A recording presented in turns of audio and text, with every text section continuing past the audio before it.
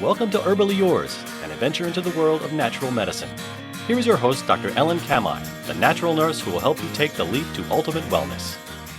Greetings, and thank you so much for joining me, Ellen Kamai, the natural nurse, for another edition of Herbally Yours, right here on the voice of Nassau Community College, 90.3 WHPC. You can listen right on air on your radio that's in your kitchen or in your car. Does anyone do that anymore? But if not, you can also get us on iHeartRadio, Odyssey, TuneIn app, smart speakers, nccradio.org, and on the award-winning WHPC app. Herbally Yours brings you the latest information about the many facets in the world of natural living. And today, we're so happy to bring on board our guest, Dr. John E. Lewis, PhD. He has a passion for educating others about the value of nutrition, and he has been an associate professor in the Department of Psychiatry and Behavioral Sciences at the University of Miami, Miller School of Medicine. He is also a diplomat, faculty member, and advisor of the Medical Wellness Association, and he is the founder and president of Dr. Lewis Nutrition. You can find him at drlewisnutrition.com, and that's a DR, lewisnutrition.com, or also at legacyhealthcare.ch. Thank you so much for joining us today, Dr. John. Thank you for having me. It's a pleasure to be here. So I'm often in Florida. I'm in Florida for the whole winter in Deerfield Beach, not too far from that Miami area. Oh, nice. Now, going back in time, when did you first find that you had an interest in nutrition? I would say my interest in nutrition really took off when I was an undergrad student, and I was no longer playing competitive sports like I did in high school, but then I got into drug-free competitive bodybuilding. And as my interest in the body and physiology grew, just really more for performance goals at that point in my life, not for health purposes, I became very fascinated with not only movement, but of course nutrition, and how nutrition would help me to achieve my goals in bodybuilding. That didn't really last too long. I eventually decided that I wasn't going to ever really make a living as a bodybuilder. I had what I thought were better goals than that, using my brain rather than my body to do things in life. And so I, over time, switched to more of a health orientation about nutrition as opposed to a performance orientation. And I don't think there's anything wrong for those people who are gifted to be able to play sports professionally and make a living. Certainly you want to take care of your body and have the competitive advantages that you can have through nutrition. But obviously the rest of the world, the rest of us are much more, needy when it comes to our health. And so that was really the beginning of interest, I would say, professionally and more technically about nutrition. And then it's just evolved from there over time, over the last few decades. So I don't know if you would be familiar with Dan Laurie, but Dan actually was one of the people who started the whole use of nutrition in bodybuilding. He also invented the weights that were lifted by everyone. So he was a real forerunner in this field, and brought many people to this country, such as Arnold Schwarzenegger and many of the earlier bodybuilders. So he was very interested also. He only passed away a couple of years ago and was a really good friend of mine down in the South Shore. Back in those days in the 60s and 70s where, people were looked at as, steroid users to the max and really not too sophisticated. But in reality, bodybuilding was one of the things that helped shift exercise science to what it is today, whereas exercise science came out of cardiology, really, for rehab, cardiac rehab for people that had heart attacks or strokes and trying to get them functional again. So exercise science in the early days was very focused on aerobic exercise, and it didn't really give much attention or value to weight training. And now we know, after, fortunately, this shift that occurred, saying, well, hey, guess what? Strength training is actually just as important as aerobic training is. And now there's so many known benefits of strength training that are actually you can get from weight training just as much as you can from aerobic training, for example, in the areas of blood pressure and lipids. So I'm glad you said that, because it is, I think, bodybuilding, we all kind of get thrown into the group of just a bunch of meatheads. And of course, I mean, steroids has definitely taken its toll on plenty of competitors. A lot of people have died at a very early age, probably from taking too many drugs, and it caused their heart to give out. But in general, if you're not, using drugs, or at least using drugs in such crazy amounts where you're setting yourself up for heart failure or cancer, the benefits of weight training, again, are just amazing. And I encourage everyone that I can. I don't really do too much one-on-one coaching or work in my business, but anytime I have that opportunity, I always talk about weight training as so important to all of our lives and our health. And your path has taken you into very deep research into specific nutrients. And that is really interesting. For instance, something like the importance of polysaccharides for brain health and immune function. So I know that you've been involved in publishing as well as research, and that's a very deep science versus the physical. But I think a lot of people also just focus on, well, I'll just take all these pills and not worry about exercise. So that's a real imbalance as well.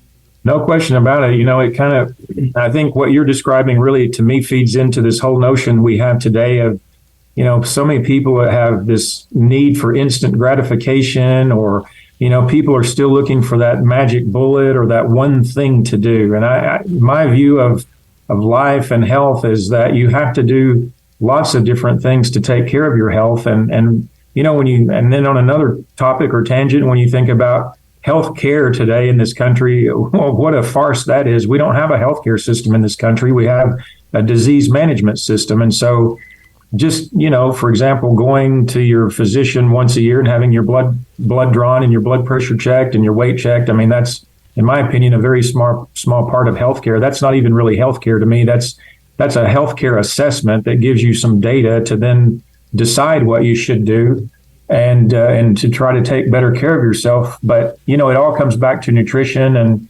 And if you'd like to discuss some of the research that I've conducted at the University of Miami, I'd be happy to do that as well. Yes, I would love to. You can bring up any one of the things that you've been involved with there in terms of actually researching, which gives a lot of validity to what you just shared. Well, I'd be happy to. And my experience at the university is pretty deep. I spent close to 2 decades there running clinical trials in the trenches. And for those of your listeners who know, clinical trials meaning enrolling human beings in actual intervention studies, which is a very, very difficult way to make a living. Let me tell you, for those of you who don't know. But I was very fortunate in my career at that time, meeting a couple of people who introduced me to these polysaccharides that you mentioned, and essentially those are complex sugars that if I say to you and your listeners, well, guess what, folks, sugars are good for you, because of the way we think of sugar today, mostly thanks to the mass media, we think sugar is very bad for us. And that's certainly true if you're talking about consuming too much high fructose corn syrup or fructose or sucrose, these kinds of modified sugars that we find in so many different foods today to make them sweet. But a sugar is not a sugar. And sugars are very different in terms of not only where they come from, what the source is in nature, but also their chemical structure and composition. And so these polysaccharides that I researched, and I'm still researching, actually, I see this as one of the key paths in the remainder of my life, whatever amount of time I have left on the earth. But these polysaccharides that come from aloe vera and rice bran are very special and very unique. And anyone who says to me, oh, sugar is bad for you, you don't know what the heck you're talking about. Sugar, again, a sugar is not a sugar. And, this polysaccharide complex that come from these two particular plants, aloe vera and rice bran, where I've spent so many years of my time focused, are just so incredibly unique and dynamic, and the way they function within literally every cell in our body, all of our 30 plus trillion cells, is just on a whole different level when it comes to, looking at different nutrients and how they affect not only our cellular function, but even going all the way down to, what happens at the genetic level. And so we ran several clinical trials in my time there at the university. And the one that I think has the most profound benefit and the most profound effect in terms of the one that, had the most meaning in my life was the trial that we ran in people with moderate to severe Alzheimer's disease. And we took this allopolysaccharide complex. It wasn't just polysaccharide from aloe vera. It had some other nutrients in it as well. But we ran a 1-year intervention with these folks, moderate to severe disease, which, as I'm sure you know, Big Pharma has no interest in studying those people. Big Pharma looks at those folks as basically a lost cause. But our desire was to help people with this tragic disease that's now the 6th leading killer of Americans. There's no known cause, treatment, prevention, strategy. The 5 FDA-approved drugs for dementia, if you're lucky, you'll have a delay in decline for a few months, but you'll continue falling off the cliff. So there are just so many mysteries and so many unknowns about this disease, and it's so tragic, not only in terms of the numbers of people. It's now about 6 million Americans with Alzheimer's, another 8 million Americans with different forms of dementia. But then the toll on the caregiver is just so wrecked as well. Not only is the individual with the disease wrecked, but the caregiver is wrecked. And then you add all that up with the formal and indirect costs associated with disease. You're talking $500 billion currently. I mean, it's just staggering what's going on with this disease. And so running this trial, we were optimistic. We had some anecdotal cases of people with Alzheimer's, different forms of dementia, Parkinson's, MS. So we were very hopeful going into running this trial that we would get benefit from it. And we did the neuropsych testing at baseline, 3, 6, 9, and 12 months. We drew blood at baseline in 12 months. We didn't have enough funding in the budget to do the blood at 3, 6, and 9. But at the end, Ellen, it was just absolutely astounding what we discovered. We showed clinically and statistically significant improvements in cognitive function at 9 and 12 months, according to the ADAS-Cog, which is widely considered to be the gold standard of assessing cognition, particularly in dementia studies. So that was anything beyond what we'd expected. We showed on the physical side, we showed reductions in TNF-alpha and VEGF. Probably that's the first time that was ever published actually in Alzheimer's. Those two markers are typically looked at in people with cancer and heart disease. They're known inflammatory markers where we need a physiological level of both of those markers, but when they get out of control, they end up driving lots of different inflammatory cascades, and they become very problematic when we cannot control them. We showed an improvement in the CD4 to CD8 ratio over that 12-month period, which is not just important for people with Alzheimer's disease, but with people with HIV and even in general, as we age, it's very important to keep that helper to cytotoxic cell ratio as high as possible. We showed just under a 300% increase in adult stem cells according to CD14 cells. So for us, even though we didn't have any money to do imaging studies, and even, 15 years ago, I'm not sure how good the imaging would have been back then. But for us, it made sense that you have the clinical improvement in cognition being explained by lowering inflammation, improving overall immune function, and then improving the stem cell production to be able to go out and repair damage or to create new neurons, new synapses, whatever the case may be, to be able to, to help these people sort of come back to life. I mean, that, to us, that was the only thing that made sense.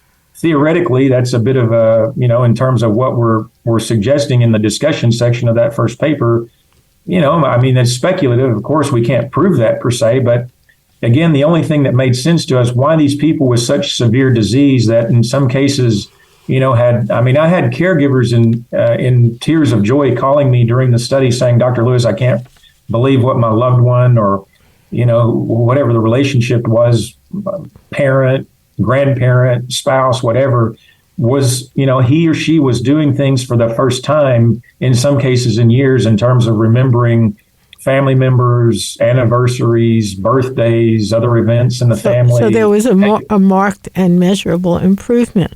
Well, let me take this moment to remind our listeners that you are listening to Herbally Yours on the voice of Nassau Community College, 90.3 WHPC. Listen live online at nccradio.org or on iHeartRadio or any podcast venue of your choice. And for more information on today's guest or topic, email us at whpc@ncc.edu or me personally at naturalnurse.com. And our guest today is Dr. John Lewis, who's telling us an amazing story about really top-notch research that he has done, and that was at the University of Miami Miller School of Psychiatry and Behavioral Sciences. And also, he's talking about a specific kinds of supplement that he has been deeply involved in putting together, and you can find out more at drlewisnutrition.com. That's drlewisnutrition.com. And so how you did the study, Dr. Lewis, is you found people who were appropriate. Obviously, they already were having signs of Alzheimer's or dementia or both. How did you decide who could be in the study? Good question. So I'm sorry I failed to mention that before. Yes, these were people that had to be diagnosed with Alzheimer's for at least 1 year.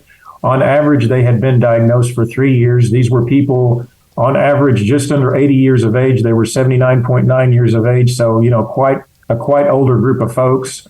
And obviously, they didn't just have Alzheimer's either. They had depression, diabetes, different forms of heart disease. So these were very impaired people. But again, because of the neglect on Big Pharma's part to really try to help these people with anything, we felt like, we wanted to run this trial in the people who needed the help the most. And in fact, I had lots of caregivers call me during the study and say, I'm so thankful for this opportunity. I'm literally desperate, to try to find something to help my loved one. So now I'm interested, because I have not looked at any of, the formula that you put together, which is a specific formula. But you mentioned here that you're talking about something that had something from aloe vera and rice bran. Now, when you're talking about polysaccharides from aloe vera, there's such a vast array depending on which part of the plant you're using. Like if you're using the inner gel versus the resin that occurs in the outer leaf. So what exactly were you using? Great question as well. So yes, we are talking about the polysaccharides that come from the inner leaf gel. We're not talking about any of the latex materials that, some people have said, it could cause, either GI upset or worse. We're not talking about any of that stuff. We're talking about very specifically the ace-mannan, the acetylated polymannose that comes from the gel of the inner leaf of the aloe vera plant. And then what about the rice bran? The rice bran is the stabilized rice bran, which, unfortunately, as you know, most of the world prefers to eat white rice. And so when the rice comes in from the field and it gets milled and the outer kernel where the bran is gets stripped off, unfortunately, most of that gets fed to livestock, actually. Humans don't even consume that. But unfortunately, for those of us who don't, I don't know about you. I like eating brown rice. I don't think I eat enough of it every day to have a very therapeutic benefit when it comes to those polysaccharides. But when you get it concentrated in that bran in a stabilized form, man, it's just loaded with thousands of different, nutrients, phytonutrients, et cetera. But in particular, those hemicellulose B fibers are where that major immunomodulatory action comes from. So now this combination of specific part of the aloe vera and rice bran are joined together in some kind of capsule that was given to these individuals, or was it a powder, or how was it administered? Great question as well. So for the actual study in Alzheimer's, we used a powder. We were concerned that, as I'm sure you know, it's about 30% of people with Alzheimer's have some swallowing difficulties. Exactly. That's why I'm asking, as a nurse and a mother who unfortunately has that, right? That's right. Great question. So, yes, we wanted to give the opportunity for the caregiver to not have any issues with giving it to the loved one. And so we used a powder for the study. Since the study ran, excuse me, we now have it in a capsule as well. It's the exact same formula, just, shoving it into a cellulose capsule. But yes, we liked the powder. And in fact, we got good feedback from people in the study saying, it was very easy to mix with, say, a smoothie or juice, yogurt, applesauce, mashed potatoes, basically, anything you could mix it with. The only thing I always tell people not to do is put it in anything that's too hot. You don't want the heat to damage the nutrients. But other than that, it's a very... In your study, because of course that's a controlled environment, did you have people stay on their usual diet and just add this in, or did they have to follow a special routine? Great question as well. I'm really liking these questions. So yes, the beauty of our study is we did not manipulate any other variables. We did not change medication. Of course, in the event of, some sort of a medical emergency, if they needed stabilization, that was, done. But we didn't change medication, diet, exercise, socialization, anything else. We simply added the dietary supplement into the daily routine, which, for us, we felt like it was a strong design as opposed to, trying to go with this more. I mean, there's nothing wrong with a functional medicine approach where you have like this comprehensive lifestyle intervention. But for people that, that impaired, we didn't feel like that was the way we wanted to go. It was already challenging enough just to say, here's one more thing to give to your loved one every day on top of, whatever medications they were taking. We weren't really too concerned with if they were taking, say, a vitamin D or, 2,000 milligrams of fatty acids every day or something. We didn't, because our formula, again, is more of a polysaccharide base. So again, we didn't manipulate any of those other variables. We just simply introduced our supplement into the daily routine for that 12-month period. And then what instrument did you use to evaluate a change?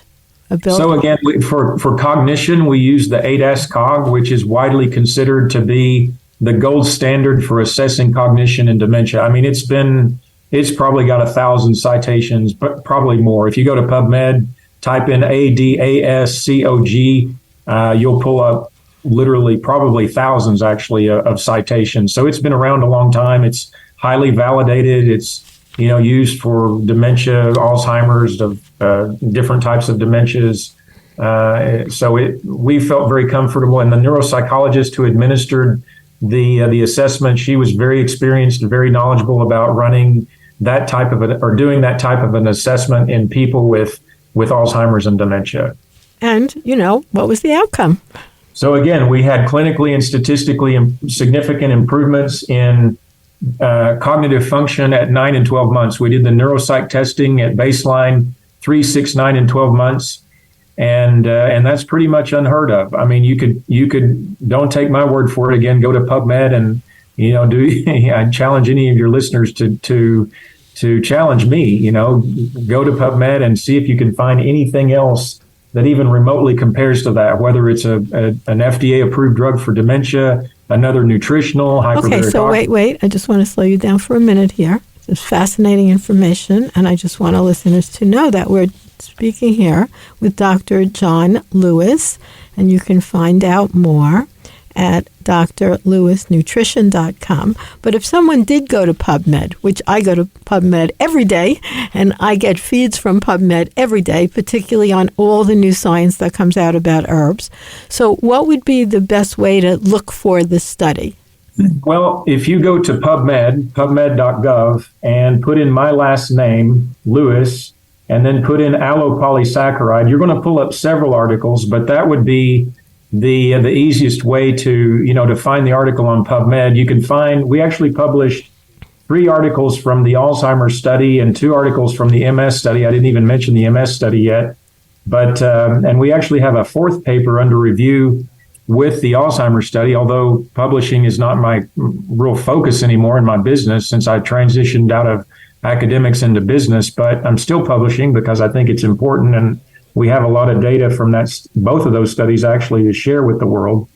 But that would be the easiest way to find the articles. But if you have any listeners who are really interested in reading these articles and want to contact me, I mean, they're more than happy to email me at john@drjohnlewis.com, and I'd be happy to send out those papers to them. That's excellent. I mean, what you've shared with us today, I just love, because you're talking about real scientific research, and I'm involved with the NIH, and you would love to be as well, because what they're talking about at the NIH is whole person medicine, and the fact that these kinds of interventions should be standard of practice, because you get a big bang for your buck, but also very low incident of adverse effects for a lot of clinical support.